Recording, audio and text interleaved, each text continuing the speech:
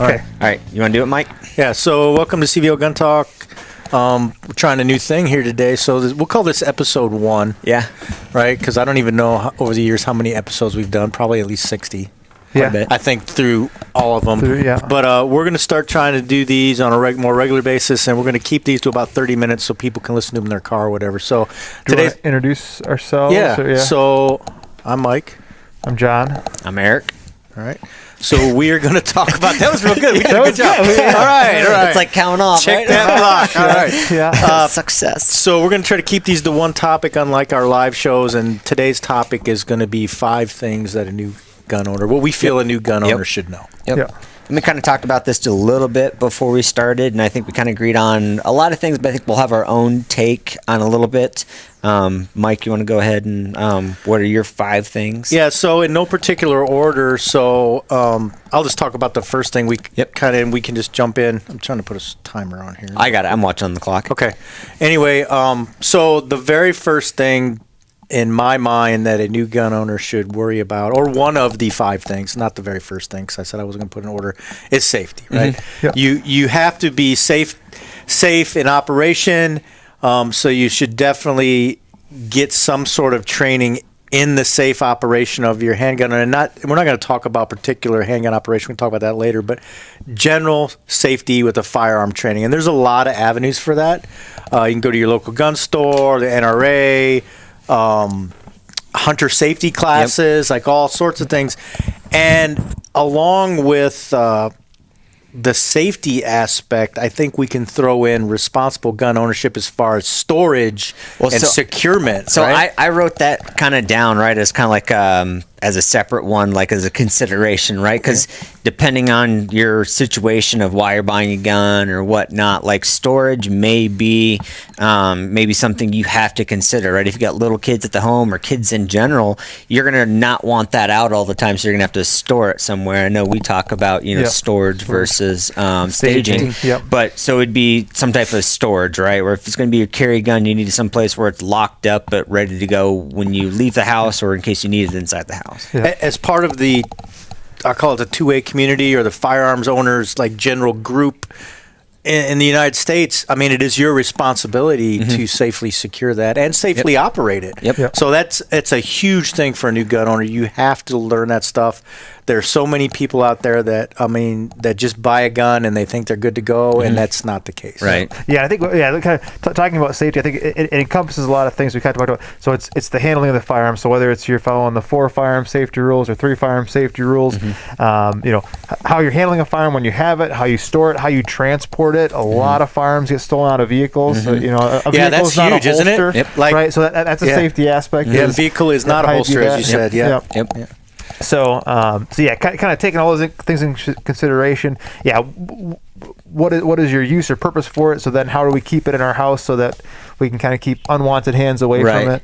Yeah. And I would think of like safety, safety at the home, safety at the range, safety just around the gun in general, right? They're all going to be a little different because, we always say like you want to point the gun in a generally safe direction, right? Because when you clean the gun, when you holster the gun, it's going to be pointed and you're going to put your finger on the trigger where it's not wanted unless you intend to, depending on what type of gun you're taking apart, you're going to have to pull that trigger. So you're going to have to make sure everything is like not in it, everything. And even in that case, I mean, it seems pretty common sense. However, in my job the other day, I just responded to an accidental shooting or negligent discharge, whatever terminology you want to use, where a guy shot himself cleaning his firearm, and my first thought was, okay, all right, that's not good. Like but I can see with that model of firearm how that might happen if you didn't clear it, but. Second level, like why were you pointing it at yourself? So so like I'll give and everyone thinks that like when you're in the army you know everything. No, we first got to Afghanistan and we had a guy that we all got issued 9mm, like a E6 and up. You got issued 9mm when we got there.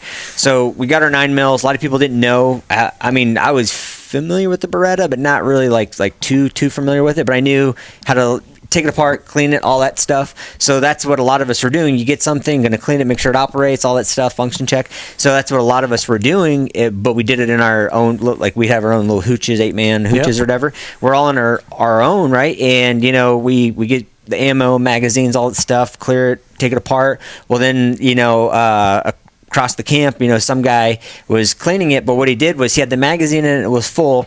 He racked one out, chambered one, not knowing he would chamber one, took the magazine out, and, was like just messing around with whatever, pulled the trigger, ended up shooting. He was at one end, and it shot through all the plywood barriers and got stuck in the last wall, because it's a full metal jacket. So it went through 1, 2, 3, and into the fourth things of plywood, right?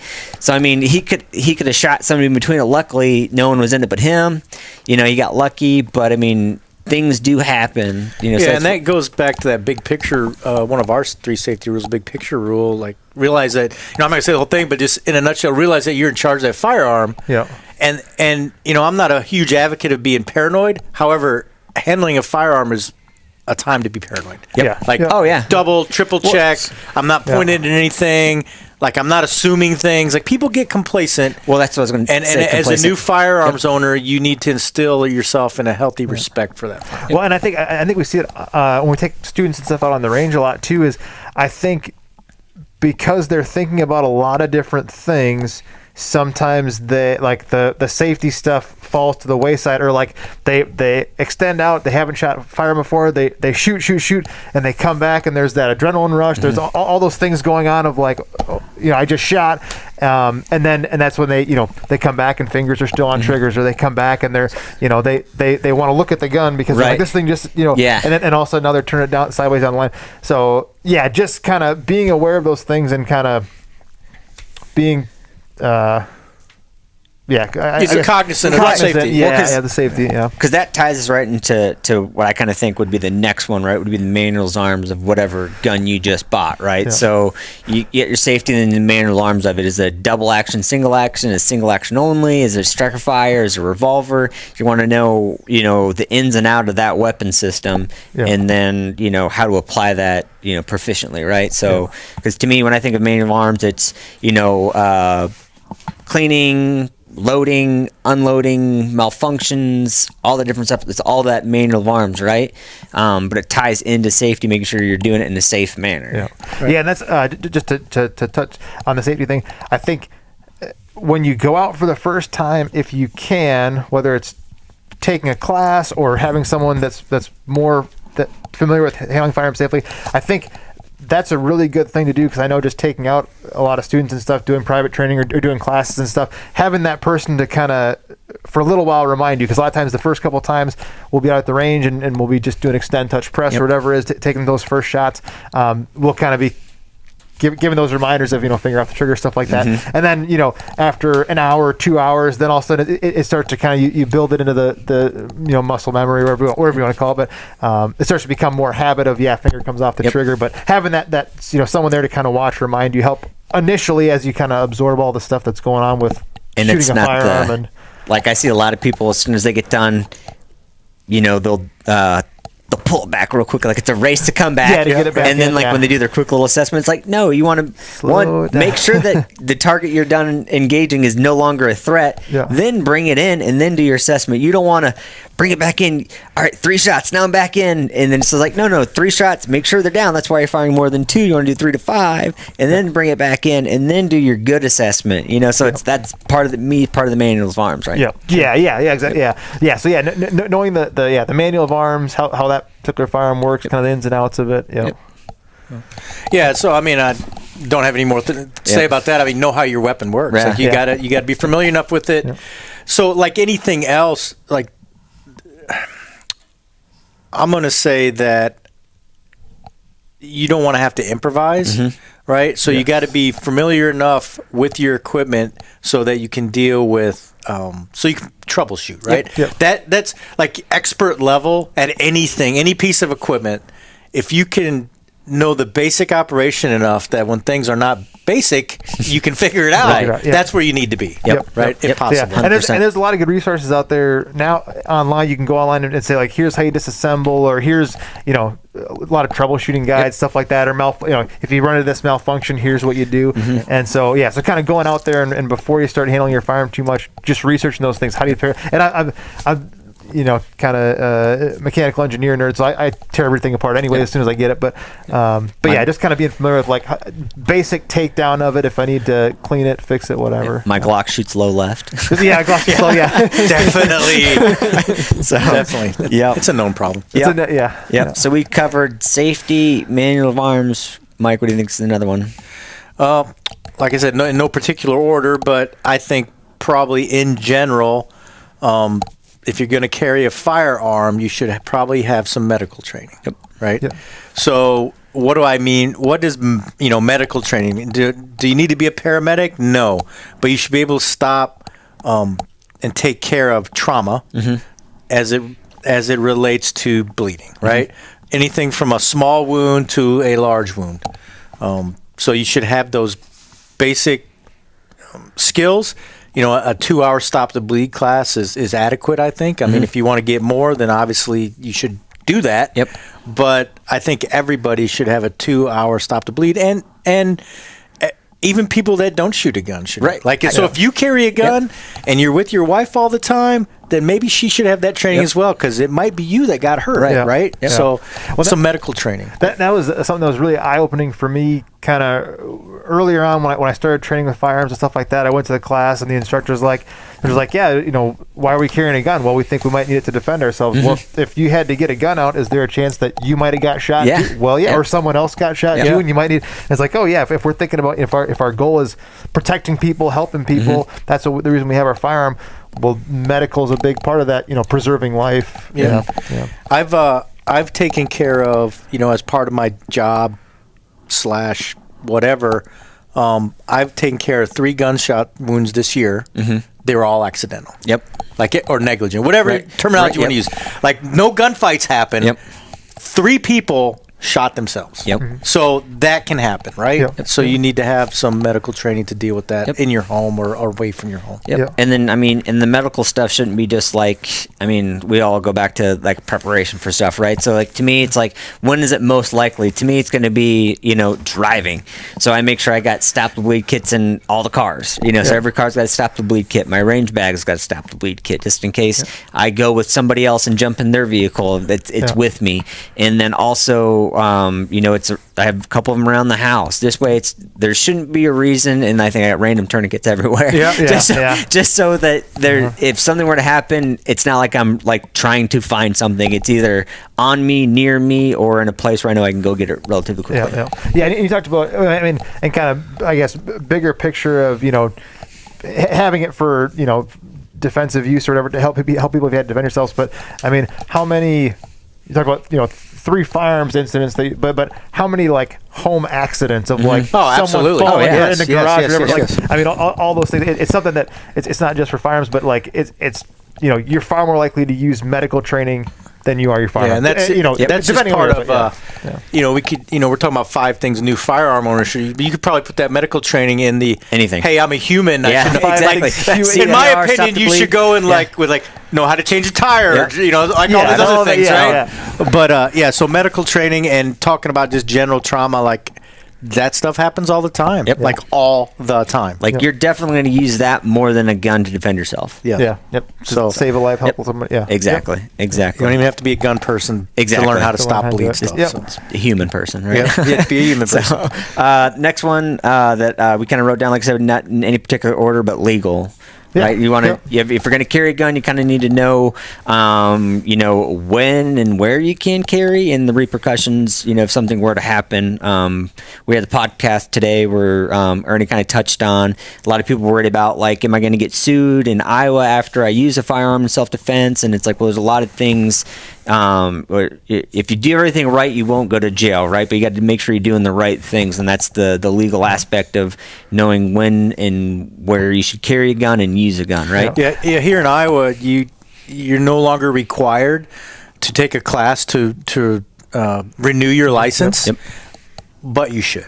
Yeah, right. You should just to get because like, laws. 5 years is a long time. Oh, yeah. And there's things like especially like state to state if you're going to a different state or whatever. But like so here in Iowa, businesses can post no guns allowed on the property, and so if you were to carry a firearm on that place, they could ask you to leave, Right. but you wouldn't be criminally liable unless Correct. you refuse to leave. Correct. There are other states though where if that is posted and you are in there with a firearm, you can be arrested or you can be fined, charged, Texas. whatever. I mean, Yeah, that's how Texas Texas one's is. a big Yeah. one, and a good place to find that stuff out if you're going to travel is go to the state website, print off Yeah. their rules, have Have them them. with you if Yep. you travel, because I mean, let's be honest, a lot of law enforcement aren't up on that stuff, Yep. Yep. and if you can help them, Yep. like they'll be appreciative. They'll be like, Yeah, oh, yeah, okay, yeah, all right. yep. I mean, they don't have. I mean, they can look it up just like we do, but you only got a certain amount of Yep. space in your brain, and they probably don't have civilian carry laws. Right. Like they're more That's worried the about the number one. criminal Yeah. stuff, right? Yep. So if you can help them out a little bit, and just in a nutshell, if you're familiar with the AOJ triangle that Masad Ayub, puts out ability, opportunity, and jeopardy. Yeah. Like, does the bad guy have the ability to hurt you? Do they have the opportunity? And are you in jeopardy of your life, right? So, like right now. So Right. that's in a nutshell, real quick. That's a justifiable self-defense shooting in most cases if they meet that AOJ triangle criteria. So get familiar with that stuff, Yeah. right? And it's so you got the part where you know when you can carry and then when's the self-defense, but there's things you got to do afterwards, right? So like after a shooting were to happen, you got to make sure that you're calling 911 Yeah. right away if you haven't already Yep. before. Even if you just had to get your pistol out, you never Yep, actually fired a exactly. round off. We still want to call. you call because you want Yep. that documented, and also medical. If who knows what was going on, so you want to make sure medical's getting there. So there's a lot of things that you have to do in order for it to be legally justifiable and just to be safe in general, right? To make sure that you did everything right. You don't want anything missed. So that's you got to know the laws of the state that you're operating in. Yep. So Yeah, so this all goes to, I guess, the last subject, which is awareness, self-awareness, situational awareness. I'm going to call it managing unknown contacts as a word. Like all that stuff Yep. goes together. All that stuff we talked about already kind of feeds into the, just be aware of what's going on, right? If you choose to carry a firearm or have one in your house, you have lost the privilege of like being dirt to dirt, right? Exactly. Like you can't be that way Right. anymore. You have a responsibility now. So you need to, I'm not going to say you can be in condition. What is it? Yellow or freaking purple Red, or whatever. yeah. I don't know. Yeah. Like you can't be that way. Like, Yeah, it's all- yeah. like you can't be aware of everything all the time. That's a fallacy, and it's something that it's a myth. Like right now, I have no idea what's going on behind Right. me unless Yeah. I like look around, Yep. right? But you need to be like aware of where you go into situations. Like we talked about it earlier, is in relation to body armor. Like if you think you need to wear body armor, maybe you shouldn't go to that Yep. place, right? So Yeah. these are the kind of decisions Yep. that you need to do as a responsible gun owner, right? Yep. You need to be aware of what's going Being on. aware, yeah, and even the things like we talk about calling EMS or emergency service and stuff. Being able to be aware enough of where you are to when they as soon as they pick up, you can give them your location. Yeah. because Huge, right? We want to give location first. That way, if that's the only thing we get to tell them, and we Yep. get disconnected. All right, take 3. So anyway, we were talking about generally knowing where Direction, you're at, where you are, knowing yep. where you're at all the time, and Yep. maybe as a exercise when you're driving around or walking around, you just generally know, like, hey, I'm right here. So if something happens right now, I can tell them I'm at, Grand Avenue and 13th Street or whatever, right? yeah. And just cardinal directions and major intersections, right? So Yep. knowing where you're at. Yep. Stuff like that. So, and then as far as managing your space, that's one of the 3 laws of combat that you guys have all seen. Maintain consciousness, maintain mobility, and manage the space. Like that applies to everything, right? That it's a jujitsu thing. Yep. But once again, we're Yeah. gonna work it in every I time. haven't said anything I yet. did it. I'm gonna work it in because it applies to so Yeah. much, Oh, right? yeah. Yeah. Conceptually, managing your space is in every situation. Like everything we do in life, you got to manage the space. So particularly as when you carry a firearm or if you have one in the house, you need to learn how to manage space. And how do you do that? You stay aware, you challenge people, get some training on how to do that. And, that's super valuable. I wonder if we do. So this is kind of like new firearms owner. We should do another one where it's like things for maybe like beginning concealed carry, or like it's like carry focused ones too. Yep, sure. Yeah, because like things like managing your space or like de-escalation, being like the verbal jujitsu stuff. How do you talk, and that's how all do you part of communicate this. with What we're someone? talking about, like the awareness, managing unknown contacts. That's super important, and we can get more into that. This is kind of just like the 5 things, but that's kind of big overview. This is it's important. So just to kind of wrap it up for everybody, you got safety, manual arms, medical training, legal. awareness, and legal aspects are like 5 things that if you're going to purchase a firearm, you should also look into getting familiar with those things. And some like whatever additional mentions or honorable mentions, right? Like, so you want to know the gun is not a magic wand, right?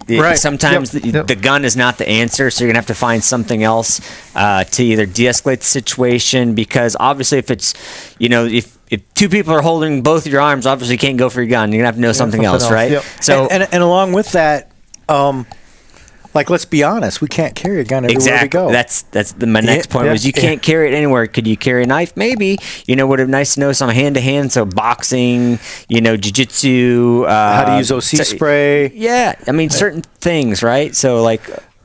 You just need to not, like you said, it's not a magic talisman or a magic wand. You can't rely on one.